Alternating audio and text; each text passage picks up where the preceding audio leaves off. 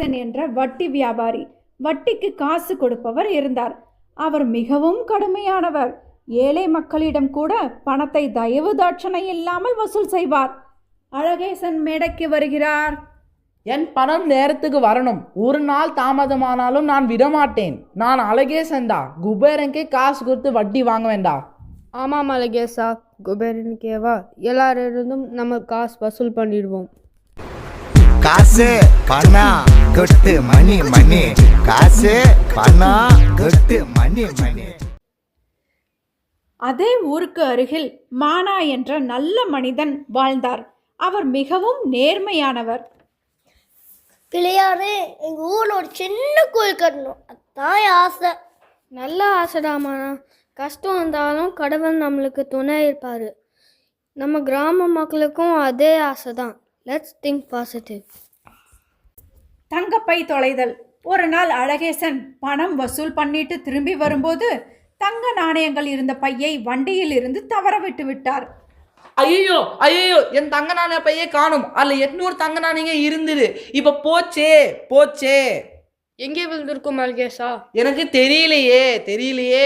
இப்போ போச்சே போச்சே. வருத்தப்படாத அழகேசா. இங்கே பாருங்க மக்களே, உண்மையாகவே சம்பாரிச்ச பணம் மாதிரி புலம்புறான். தண்டோரா அறிவிப்பு. அந்த காலத்தில் மக்களுக்கு தகவல் அறிவிக்க தண்டோரா அடிப்பாங்க. ஊர் மக்களுக்கெல்லாம் ஒரு முக்கிய செய்தி. தொலைந்து போன அழகேசனுடைய தங்க நாணய பையை கண்டுபிடித்து கொடுப்போருக்கு 100 பொற்காசுகள் பரிசாக வழங்கப்படும். மானா பையை கண்டுபிடித்தல்.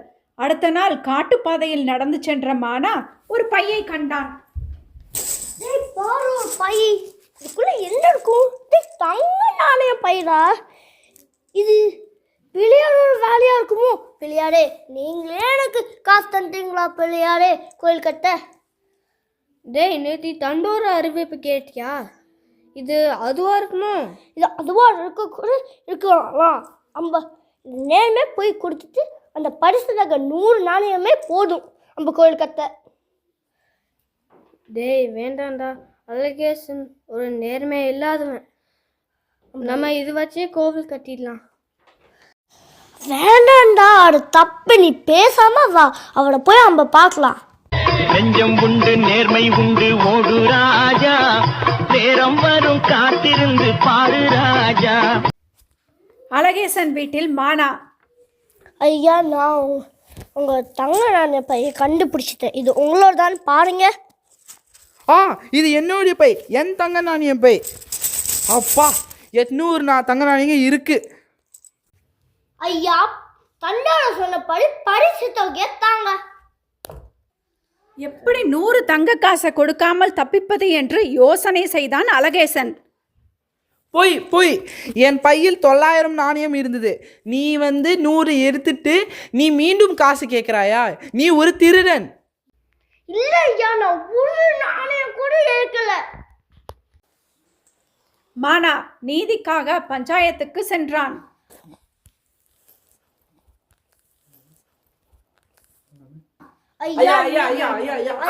அமைதி, இது பஞ்சாயத்து. என்ன பிரச்சனை? ஐயா, நீங்களே தண்டோட கேட்டிருப்பீங்க. நான் நேமே போய் திருப்பி கொடுத்தேன். ஆனா அவரு என்ன திருடன்னு சொல்றாரு. என் 100 தங்க நாணயத்தை இவன் எடுத்துட்டான் ஐயா. இல்லை ஐயா, நான் எடுக்கவே இல்லை. ஐயா, அழகேசன் ரொம்ப நல்லவர். அவர் பணத்தை மட்டும்தான் விரும்புவார். ஆமாம் ஐயா, அவர் தூங்கும் போது கூட காசுன்னு தான் கனவு காண்பார். இது என் ஹார்ட் ஒர்க். ஐயா, மானா ரொம்ப நல்லவர். அவரை திருடன்னு சொன்னா அந்த வார்த்தைக்கு அர்த்தத்தை கூகுளில் போய் சர்ச் பண்ணுவார். ஆமாம் ஐயா, மானா போய் சொன்னால் அவருக்கே ஃபீவர் வந்துடும். சும்மா போங்கய்யா. வாதம் தொடர்கிறது. ஐயா, என் பையில் 900 நாணயம் இருந்தது. இல்லையா, நான் என்ன முறை 800 தான் இருந்தது. இவன் என் 100 நாணயத்தை திருடிட்டான். இல்லையா. அமைதி, இதை நான் முடிவு செய்கிறேன். எங்கே அந்த பை? இதோ. இதை எண்ணுங்கள். ஐயா, இதில் 800 தான் இருக்குதுங்க ஐயா. பாத்தீங்களா ஐயா, நான் சொன்ன மாதிரி இவன் தான் எடுத்துட்டான். இல்லையா, நான் எடுக்கவில்லை. பொடுங்கள். உன்னுடைய பையில் 900 பொற்காசுகள் இருந்தது, சரியா? ஆமாங்க ஐயா. ஆனால் இருப்பது என்னோடதான். சரியா சொன்னீங்க ஐயா. தீர்ப்பு முடிவாயிற்று. சொல்லுங்க ஐயா, சொல்லுங்க ஐயா. ஐயா சொல்லுங்க. போடுங்கள். இந்த பை மானாவிற்கே சொந்தம். இது அநியாயம். இது ஏத்துக்க முடியாது. மட்டிக்கினாரு ஒருத்தரு, இவரை காப்பாத்தணும் கத்தரு. ஐயா, தீர்ப்பை கொஞ்சம் விளக்கி கூறுங்கள். விளக்குகிறேன். அழகேசனுடைய பையில் 900 பொற்காசுகள் இருந்தது. ஆனால் இருப்பதோ என்னோடுதான். அழகேசனுடைய பை வேறு எங்கோ இருக்கிறது. அழகேசா, அதை நீ தேடிக்கொள். மக்களே, இது இவருடையது அல்ல. அதனால் இப்பை மானாவிற்கே சொந்தம். மானா, உன் கோயில் பணியை தொடங்கு. மிக்க நன்றி ஐயா. நல்ல தீர்ப்பு, நல்ல தீர்ப்பு, நல்ல தீர்ப்பு, நல்ல தீர்ப்பு.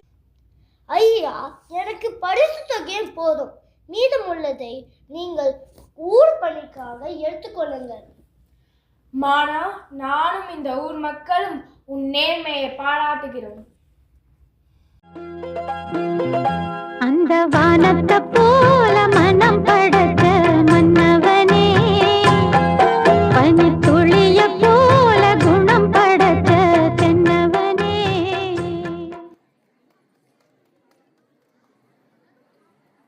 பயம் தூக்க செய்தக்க வல்லவை செய்தல், நயம் தூக்க நாடி விடல். இதன் பொருள், பேராசை என தகுதியற்ற செயல்களை செய்பவர்கள் தமக்கு இருக்கும் நன்மைகளும் இழந்து விடுவார்கள். அதாவது பேராசை படுபவர்கள் இறுதியில் பெரிய நஷ்டத்தை சந்திப்பார்கள். மிக்க நன்றி.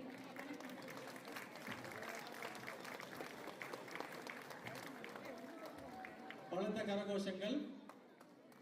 Coordinator, please arrange for photo.